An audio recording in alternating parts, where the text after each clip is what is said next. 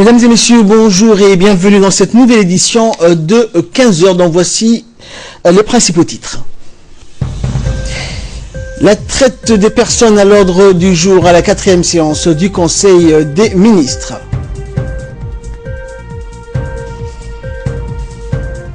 Et en Somalie, au moins 3 personnes impliquées dans l'attentat contre l'avion de Dalo Airlines. Bonjour et merci de nous rejoindre. Le président de la République, Ismaël Omar Guelleh, a présidé ce matin la 4e séance du Conseil des ministres. Plusieurs textes ont été examinés et approuvés durant cette séance. Le chef de la diplomatie djiboutienne, Mahmoud Ali Youssouf, nous fait un premier compte-rendu de cette séance. Nous l'écoutons.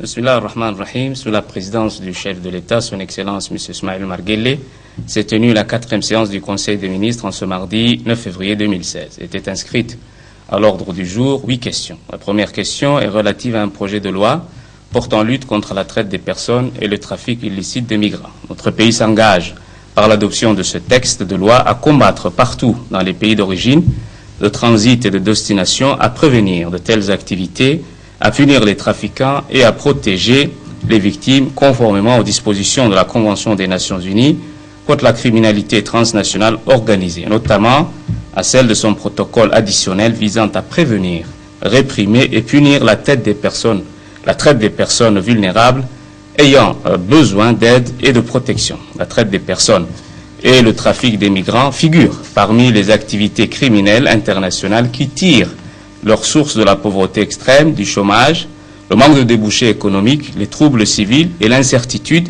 politique. Ces différents facteurs contribuent à la création d'un environnement favorable à ces deux phénomènes.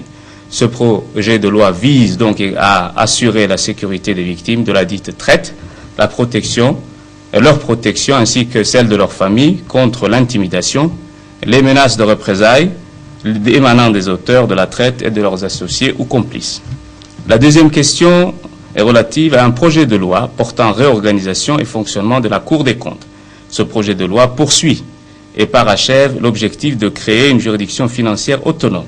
Ce projet vise aussi à doter la juridiction d'une organisation et d'un fonctionnement interne capable de fournir un soutien administratif adapté et d'améliorer la gouvernance interne et apporte une clarification des missions, des compétences et des procédures. La troisième question concerne un projet de décret portant création d'un office de notaire. M. Abdurrahim Aden Saïd, titulaire d'un bachelor en droit, est donc agréé pour exercer la profession de notaire, conformément à la loi et en fonction donc des compétences qu'il a pu confirmer par ses diplômes. La quatrième question est relative à un projet de loi portant ratification de l'accord de financement pour le projet de raccordement électrique de la ligne de chemin de fer Djibouti-Éthiopie, lot numéro 2. Cet accord de financement, d'un montant de 4 milliards de francs djiboutiens environ, servira donc à la construction d'une ligne électrique pour alimenter le réseau de chemin de fer depuis le poste de Djebanas jusqu'à la frontière djiboutienne. Dans le cadre de ce contrat commercial conclu le 24 décembre 2014 entre EDD et Djibouti, de Djibouti et Shanghai Electric Group, donc ce projet pourra contribuer à la finalisation de la ligne de chemin de fer qui relie Djibouti à Addis Abeba. La cinquième question concerne un projet de décret portant organisation et fonctionnement de l'hôpital d'Ali Sabieh. Le système hospitalier djiboutien comprend désormais un second hôpital de référence, en l'occurrence celui d'Ali Sabieh. Il est destiné aux populations des deux régions sanitaires du sud, Ali Sabieh et Diki.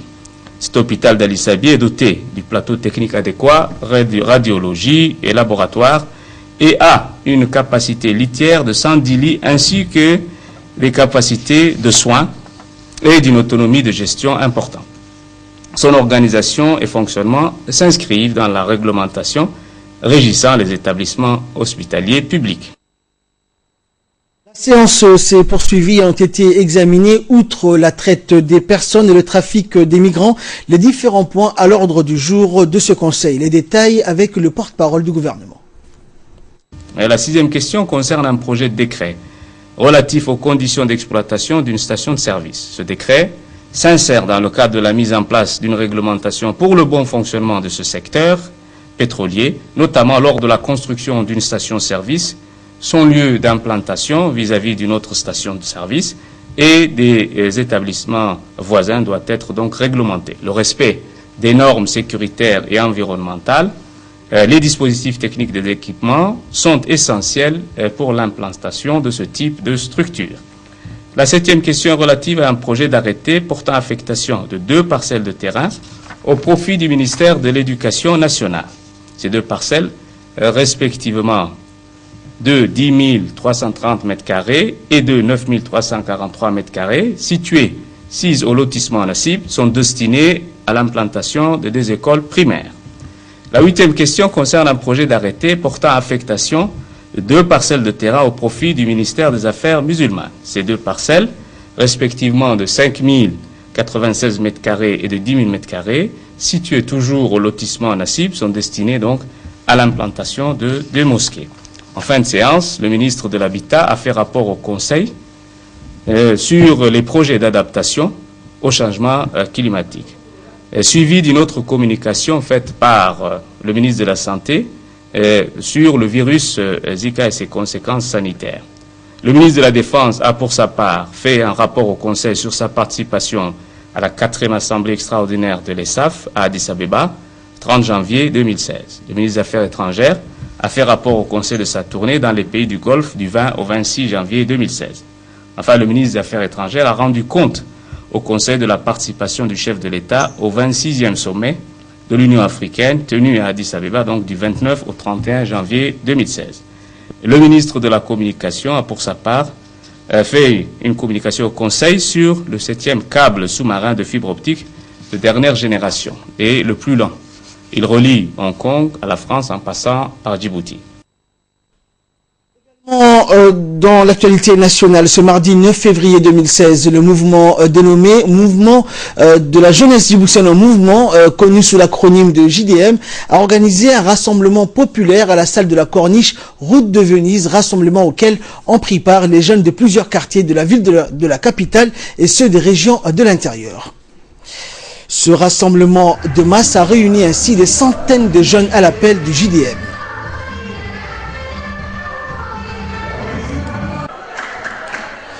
La journée a été donc marquée par l'organisation de danse et de chants. Des stars de la chanson djiboutienne y étaient conviés comme Habbat ou encore Hussein Haile qui ont interprété des chansons portant sur l'unité. L'hymne national a été par la suite entonné en chœur.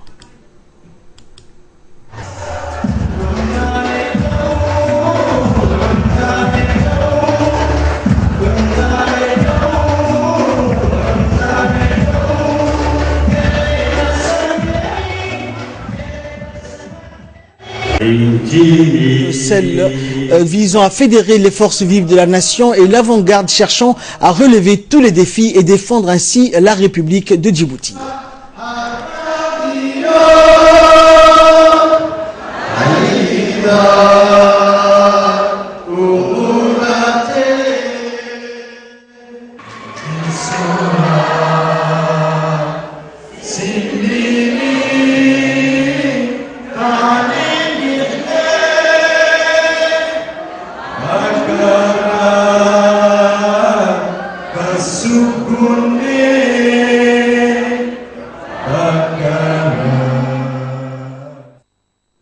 Et après les danses et les chants traditionnels, les leaders des associations de la jeunesse ont pris tour à tour la parole à la tribune et ont mis l'accent sur l'avenir de la jeunesse de notre pays et dans son engagement social. Des débats fructueux et échanges ont suivi après ces interventions, mais toutes les associations présentes ont joint leur choix de miser leur avenir et confier leur destin à leur leader et candidat Ismaël Omar Guelleh.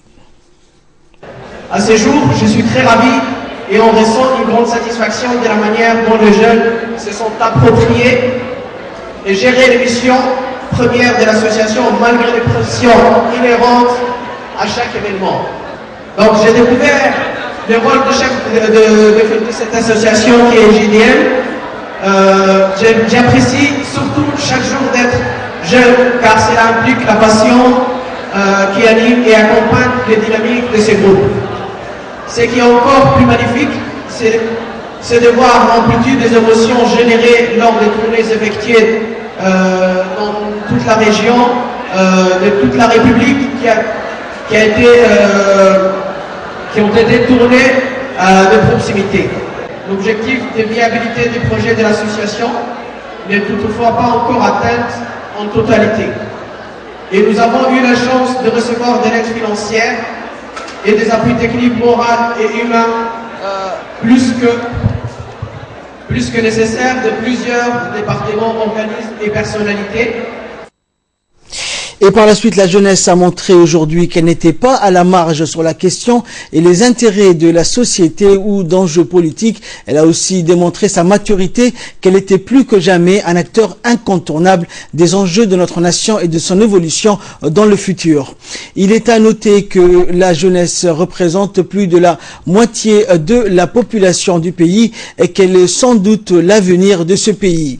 Son engagement montre bel et bien la préparation de son avenir et de son épanouissement aux côtés de leur leader de tout le temps, Ismaël Omar Guelleh.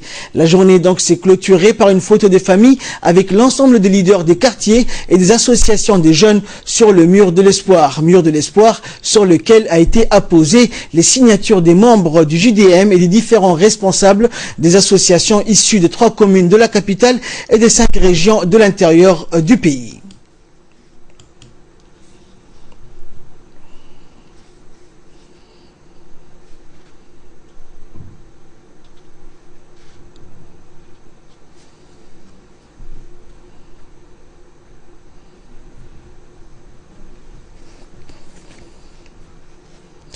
Les interviews et les réactions en aparté ont montré par la suite l'effervescence de la jeunesse au soutien d'Ismaël Omar Guelleh et la journée a pris l'ampleur d'un plébiscite de leur leader au 4e mandat. Nous les écoutons. Nous participons aujourd'hui à une journée organisée par le JDM, ce mouvement qui a su rallier la vie associative, la jeunesse de la République de Djibouti à la vie politique, à la vie publique. Voilà. Le JDM aujourd'hui a su, je disais, rallier comment on appelle la jeunesse djiboutienne à plus, comment on appelle, à plus d'impact ou de vie politique. A su rallier la jeunesse djiboutienne à la vie publique et comment on appelle, les pousse encore et encore à affirmer qu'un pays sans jeunesse est un pays qui n'existe pas, est un pays qui n'avancera jamais. Et là aujourd'hui, nous sommes tous là, toutes les associations de la République sont là pratiquement. Un très bon réseau est en train de se mettre en place pour tout d'abord dire et affirmer que la jeunesse est là et aussi montrer que la jeunesse djiboutienne est derrière son président pour le prochain mandat, Inch'Allah. Voilà donc tout ce que l'on pouvait dire de la journée qui s'est tenue aujourd'hui, c'était à la Corniche. Donc avec moi pour nous parler plus en détail de ce mouvement, la jeunesse djiboutienne en mouvement, Kalsouma Ali Ahmed. Elle est bien sûr juriste de formation et une des cofondatrices du mouvement, la jeunesse djiboutienne en mouvement. Bonjour Kalsouma. Bonjour. Alors, d'abord, parlez-nous un peu, quels sont vraiment les objectifs de ce mouvement? Avant de parler des objectifs, M. Ahmed, permettez-moi de vous présenter JDM en tant qu'institution. Donc, JDM, on va dire, c'est une association, mais c'est plus qu'une association, c'est un groupement d'intérêts communs.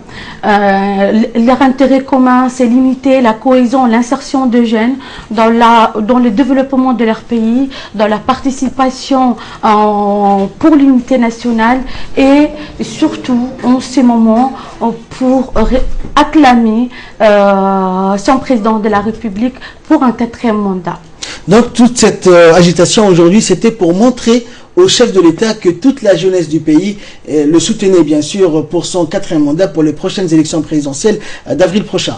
Oui, à l'instar d'autres catégories d'âge, la jeunesse veut être auprès de son président, non seulement auprès de son président, mais pour accomplir beaucoup de missions avec lui.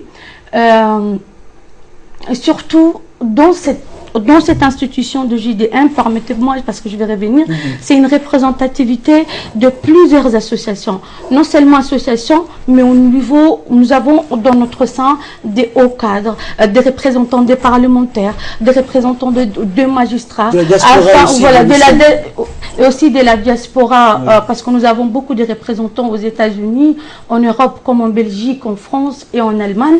Donc on a essayé de mettre en place cette connexité et relater le parcours du président de la République. Donc ce serait bien aussi de retracer un peu, j'aimerais juste faire un petit rappel des manifestations de soutien qui ont eu lieu en faveur du président Guelleh. Donc je rappelle, le 1er novembre, il y a eu cette grande marche de toute la population djiboutienne.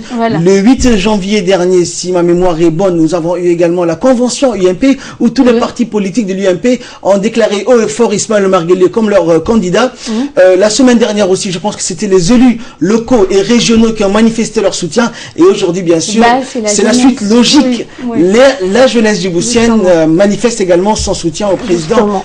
Donc je pense que nous avons fait le tour de la question. Le chef de l'État a reçu votre...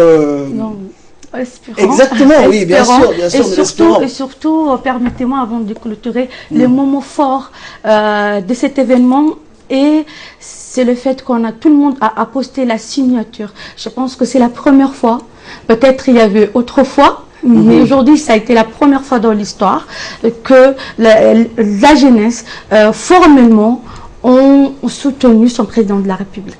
Donc je rappelle que cette toile qui a été signée par tout le monde sera par la suite remise au chef de l'État, s'il nous permet. Si vous le permettez, bien sûr, ce sera en guise de cadeau. Ce sera en guise de cadeau. Merci à toi, Kalsouma. Merci d'avoir été l'invité de cette édition. Merci à vous de m'avoir. Suite de notre édition à présent au chapitre de notre dossier magazine consacré cette semaine aux liens culturels de coopération djibouto-soudanaise figure aujourd'hui la place de la chanson soudanaise chez les Djiboutiens. La preuve, Salah bin Badia n'est pas un inconnu pour les Djiboutiens et Djibouti ne lui est pas inconnu aussi, comme vous allez voir dans ce reportage tourné par notre équipe à Khartoum. Salah ibn al-Badia fait partie de ces auteurs, compositeurs et interprètes hors pair qui ont fait la renommée de la chanson soudanaise. Sa longue carrière dans le domaine musical dure encore. Il s'y baigne depuis une 50aine d'années. Nous avons pu le rencontrer à Khartoum, ce qui constitue pour les jeunes journalistes de la RTD une immense joie et une fierté. Dans un entretien exclusif, nous avons pu longuement discuter avec lui de sa carrière, de la chanson soudanaise et Djibouti qu'il a visité à plusieurs reprises et de relations djibouto-soudanaises. C'est un magazine de la rédaction. Salah bin Badia est l'un des plus célèbres chanteurs soudanais et a marqué à jamais le milieu du showbiz soudanais par sa carrure et ses prestations sur scène, appréciées non seulement par le public soudanais mais également hors des frontières du Soudan et particulièrement par les Djiboutiens.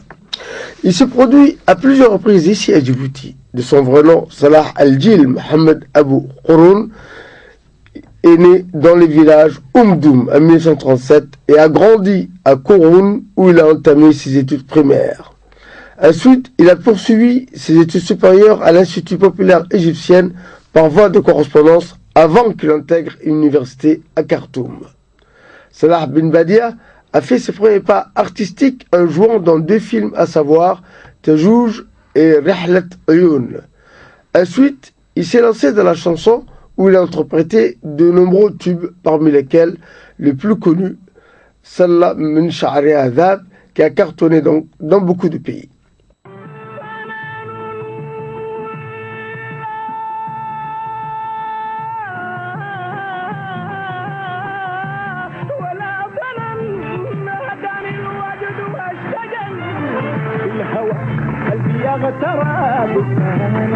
شعرها الذهب فتدلى ومن سكب تعلم بشعرها الذهب فتدلى ومن سكب لما عبث.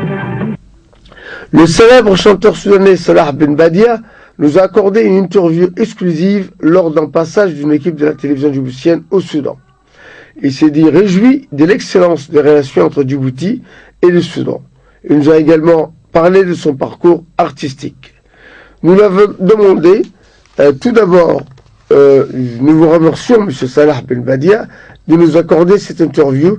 Et pour commencer, j'aimerais que vous nous parliez brièvement de votre parcours artistique. Salah bin Badia nous a répondu en ces termes. C'est pour moi un immense honneur de m'entretenir avec la télévision d'un grand pays frère et je considère que Djibouti et le Soudan appartiennent à la même famille. Concernant mon parcours artistique, c'était une expérience riche et unique qui a duré plus de 50 ans. Bin Badia est venu à Djibouti de nombreuses fois où il a présenté plusieurs concerts musicaux, Le dernier concert date de l'époque de l'investiture du président de la République de Djibouti, son Excellence Ismaël Omar Guelleh. À la question, vous avez visité Djibouti plusieurs fois.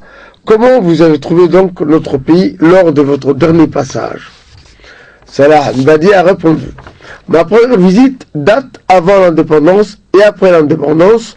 J'ai eu l'occasion de revisiter Djibouti à plusieurs reprises et j'ai pu constater, lors de ma dernière visite, une grande différence entre Djibouti d'autrefois et celui d'aujourd'hui. Djibouti a beaucoup changé avec la construction de nouveaux bâtiments et la mise en place de nombreuses routes. J'apprécie particulièrement les sites touristiques. De même, je constatais que les Djiboutiens apprécient les chansons soudanaises et mes propres chansons. J'espère que les deux pays, le Soudan et Djibouti, vont mettre en place un mécanisme d'échange culturel en matière de chansons et de musique. Au terme de cet entretien, l'école soudanais a voulu transmettre quelques recommandations et conseils à la jeune génération montante d'artistes aussi bien à Djibouti qu'au Soudan. Et il a demandé à ces jeunes artistes de s'armer de patience et d'œuvrer en permanence avant tout pour le développement et la culture, donc il reste le protecteur. La coopération artistique entre Djibouti et Soudan ne date pas d'hier. C'est un domaine qui jouit de l'attention très particulière des deux nations. Et page nécrologique pour clore l'actualité nationale, nous avons le regret de vous annoncer le décès de feu Hussein Khalil Legod, décédé dimanche à Borama en Somaliland. Le défunt laisse derrière lui une veuve et 3 enfants. Le défunt était le grand frère du grand artiste djiboutien Koryare, que le Tout-Puissant ait pitié de son âme et l'accueille dans son paradis éternel. Inna lillahi wa inna ilayhi raji'un. Et en nouvelles régionales et internationales à présent, en Somalie, l'explosion survenue dans un avion de la compagnie Dalo Airlines peu après son décollage est bien d'origine criminelle. 3 personnes impliquées dans l'attentat ont été identifiées et sont recherchées par la police. Le gouvernement somalien a reconnu que l'explosion est due à une bombe. Le point dans cette séquence. Les services des renseignements somaliens ont dévoilé des images de surveillance montrant l'implication d'au moins 3 personnes dans l'explosion qui a lieu à bord de l'avion de la compagnie Dalo Airlines le 2 février, les forçant à atterrir d'urgence à Mogadiscio.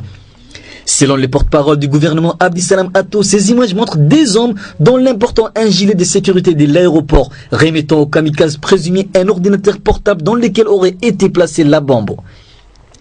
Après avoir dans un premier temps attribué l'explosion survenue environ 15 minutes après le décollage de l'avion de l'aéroport de Mogadiscio à un problème de pression d'air, le gouvernement somalien avait reconnu samedi 6 février qu'elle avait été causée par une bombe. La déflagration a provoqué un trou d'1 mètre de diamètre environ dans le fuselage de l'Airbus 321 de la compagnie Dalo, qui opère depuis Djibouti essentiellement dans la Corne de l'Afrique et les pays du Golfe.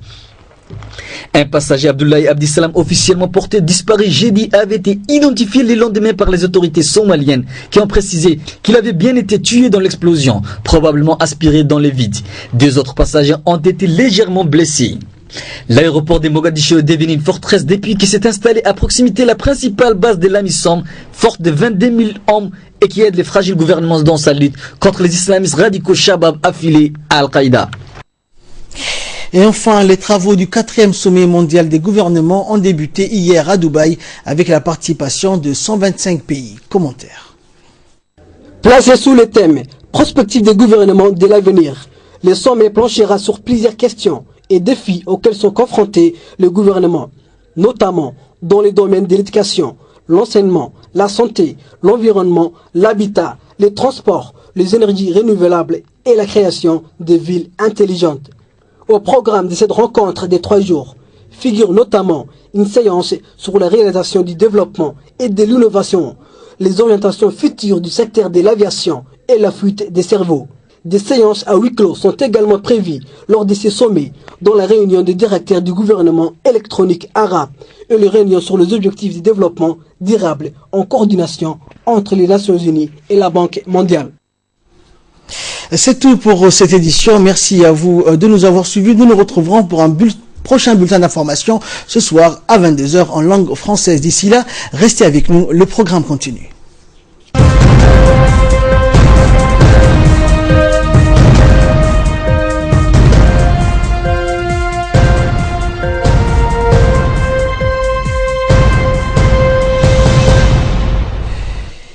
Et bienvenue encore une fois à toutes et à tous. Nous retrouvons notre page Focus avec Idriss Adoita qui va nous parler dans un premier temps d'une collision de plusieurs trains qui a fait à plusieurs morts en Allemagne. Bonjour à vous. Bonjour. En Allemagne, plusieurs personnes sont mortes et une centaine ont été blessées ce mardi matin dans la collision entre deux trains près de Bad Aibling dans le sud de l'Allemagne. Ce dramatique accident est survenu dans le sud de l'Allemagne, près de Bad Aibling, sur la ligne entre Rosenheim et Holzixen. Nous avons eu morts dans les trains indiqués. Jürgen, porte-parole de la police locale. Sur 150 blessés, 55 les sont grièvement. Ils sont évacués hier par hélitriage vers les hôpitaux du coin. À midi, les pompiers révélaient qu'un 9e mort était toujours prisonnier des trains. Des personnes sont également toujours recherchées par les secours, a précisé les porte-parole de la police. L'accident s'est produit à 6h48 près de cette ville de Bavière, située à environ 60 km de Munich, quand les deux trains appartenant au groupe français Pardes se sont percutés frontalement. Selon les journalistes de la radio-télévision bavaroise Rodling Kuhl, les deux trains se sont percutés dans un petit bois. De son côté, la compagnie Méridien a indiqué dans un communiqué que les deux trains sont imbriqués l'un dans l'autre et ont partiellement déraillé. Les trains sur la ligne entre Rosenheim et Holzixen a été coupé, ainsi que les deux routes locaux.